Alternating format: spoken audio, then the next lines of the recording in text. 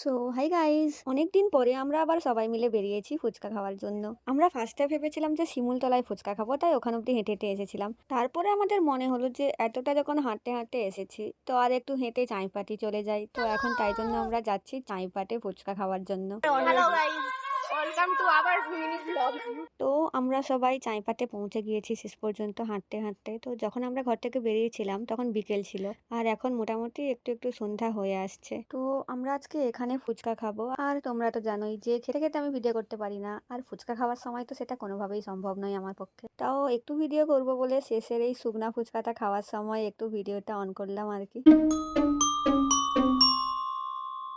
हे हे हे हे कैसा लगा मेरा मजाक। তারপরে আমরা এখানে সবাই মিলে ফুচকাটা খেয়ে নিলাম, আর শেষের ফুচকাটা সবসময় ভালোই হয় খেতে। তো ফুচকা খাওয়ার পরে আমাদের সবাইয়ের মনে হলো যে এবারে আইসক্রিম খাওয়া যাক, তাই জন্য এখন আমরা আইসক্রিম খাবো সবাই মিলে। তো আইসক্রিম খাওয়ার পরে এখন আমরা আবার হেঁটে হেঁটে বাড়ি আসছি, আর দেখো পুরো অন্ধকার হয়ে গেছে। এরকমটা এক্সপিরিয়েন্স আমাদের এই প্রথম হলো। মানে সত্যি আজকে আমরা অনেকই এনজয় করেছি আর অনেক গল্প করেছি, তাই জন্য মানে যখন হেঁটে হেঁটে আসছি না, আমাদের কিছু মনে হয়নি এখনো। আর তোমরাও শুধু দেখো যে কেমন অন্ধকার হয়ে গেছে। তারপরে আমরা হাঁটতে হাঁটতে চলে এসেছি বকুলতলায়, আর বকুলতলার পরে আমার কোনো ভিডিও করার কথা মনেই ছিল না। আমরা চাঁইপাট থেকে বেরিয়েছিলাম 6:44-এ, আর বাড়িতে এসেছি 7:18-তে। তো আজকের এই মিনি ব্লগটা এতটাই। Thanks for watching.